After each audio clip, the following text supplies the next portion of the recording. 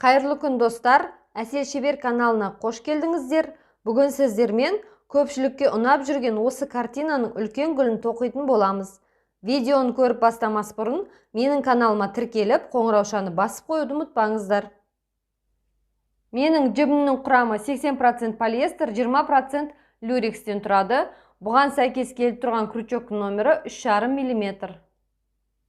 Ең алдымен осы гүлді тоқу үшін біз 79 воздушный петля тоқып алатын боламыз. Воздушная петля тоқу жолы менің каналымда бар, сілтемесін видеоның астына қалдыратын боламын. Осылай 1, 2, 3.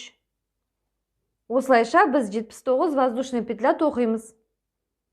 Цепочка из воздушных петель тоқып алдым. Менде 79 воздушный петля болды. Енді ары қарай біз петля подъема жасаймыз. Ол бізде 3 воздушная петля. 1, 2, 3. Және де бұл бізде бір столбик с одним накидымды алмастырады. Сосын бір воздушная петля. Енді біз қосымша 4-еу тоқығандықтан, мынау 5-ші воздушная петлямызға, крючогымызға бір рет накид іліп, 5-ші воздушный петляға крючогымызды енгіземіз, жұмыс жібінен іліп шығарамыз. Сосын жаңадан крючогымызға жұмыс жібін іліп, 2 петляны ғана крючоктан шығарамыз. Сонда бізде 2 петля пайда болады крючокта. Осыны тағы да жұмыс жібінен іліп, тағы да шығарамыз. Енді айта кетейін, бізде жаңағы тоқыған 3 воздушный петлямыз, ол петля подъема болып саналды. Ал біреуі, бір воздушный петля, ол осы 2 ортаны ашып тұру үшін. Келесісін, бір столбик, бір воздушный петляны қалдырамыз жанындағы. Одан кейінгіге крючогымызға накид іліп, сол бір воздушный петля қалдырып, екіншісіне крючогымызды енгізіп, жұмыс жібін іліп шығарамыз.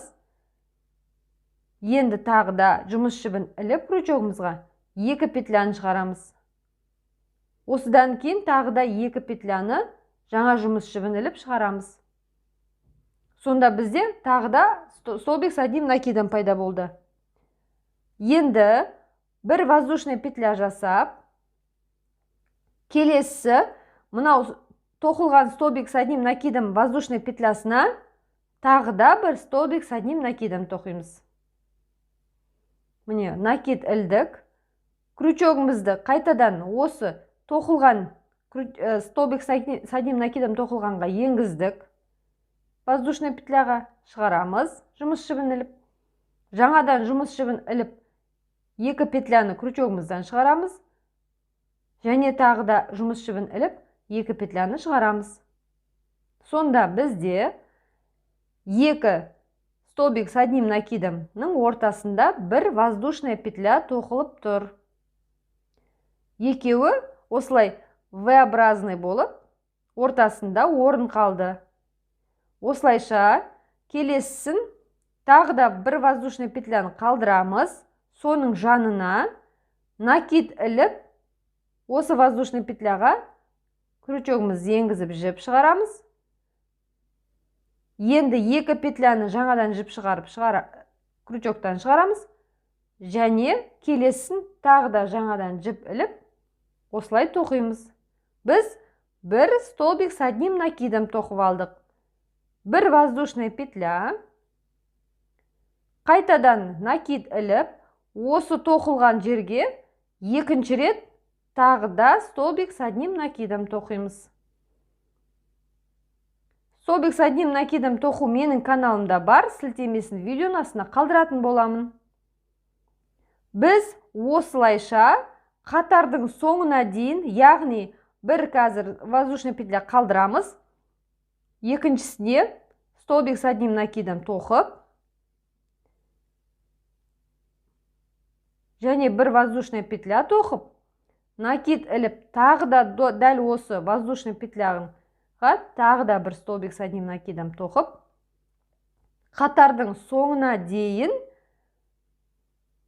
осы жерге дейін тоқитын боламыз. Бірінші қатар менде осылай аяқталды.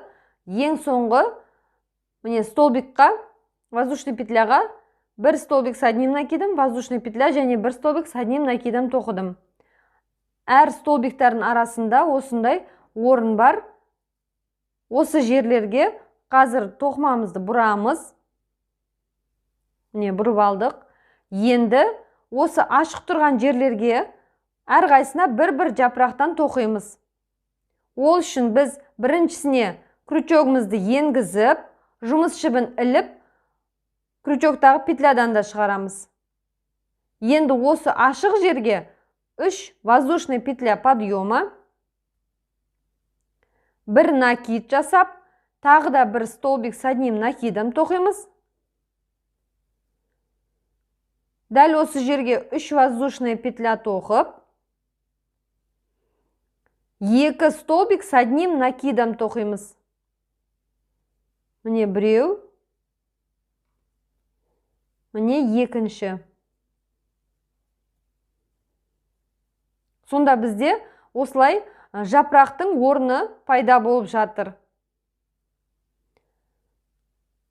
Тағы да бір ашық тұрған орын, міне 2 столбик с одним накидомның ортасы, бір воздушный петля. Осы ашық тұрған орынға 2 столбик с одним накидом тоқимыз. Біреу, екеу. Және 3 воздушный петля тоқып, тағы да 2 столбик с одним накидом тоқимыз.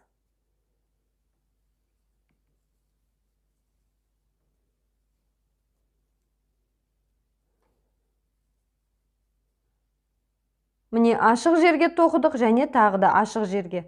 Осылай әр ашық тұрған орындарға біз осы тоқуды қайталап шығамыз. Сонда біз қатардың соңына дейін осылай тоқимыз. Екінші қатардың соңы осындай болды. Мен тоқи келе тоқымам осылай спираль сияқты айналып қалады. Ол ештен кетпейді, кейін жинағанымызда әдемі гүл болып шығады. Тоқымамызды бұрамыз. Енді осы ашық жерлерге 10 столбик с одним накидомнан тоқып шығамыз. Міне, мен біріншісін көрсетемін. Накид жасап крючогыма бірінші столбикті тоқыдым. Дәл осы жерге екінші столбик.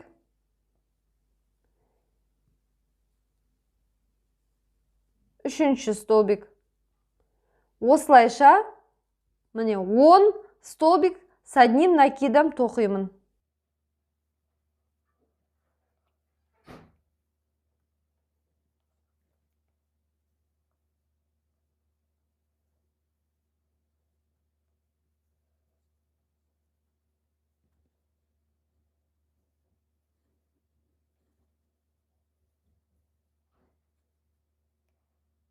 Он столбик с одним накидом тоқып болдым. Енді жанында тұрған осы орынға да 10 столбик с одним накидом тоқимын.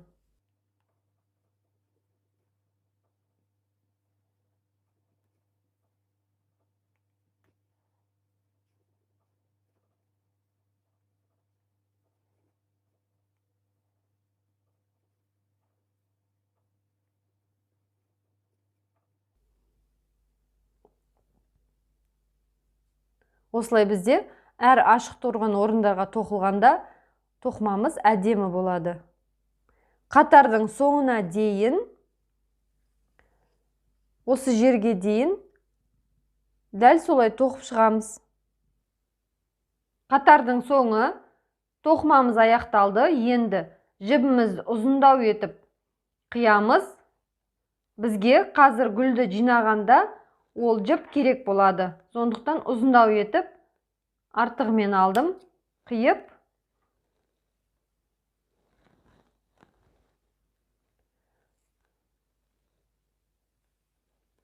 Осы қиған жіпке үлкен ине өткізіп алып, тоқымамызды бір шетінен айналдыра отыра, гүлдің формасын беріп, тігіп шығамыз.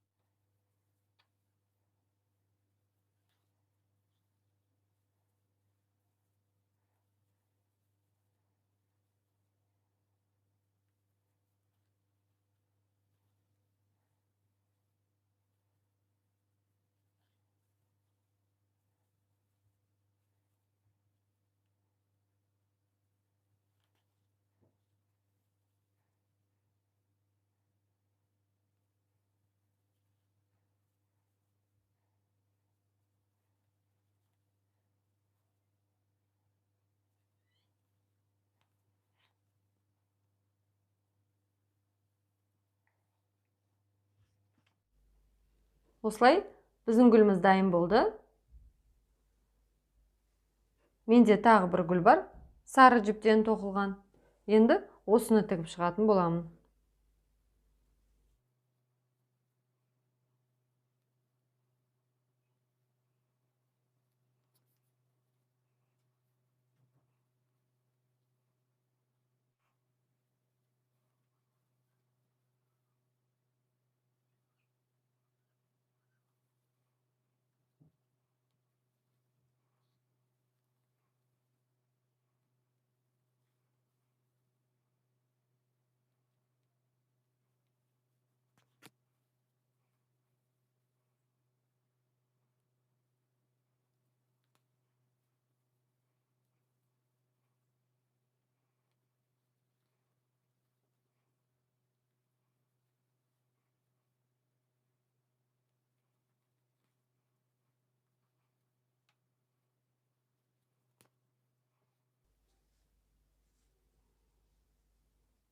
Осылайша менде 2 әдемі гүл тоқылды.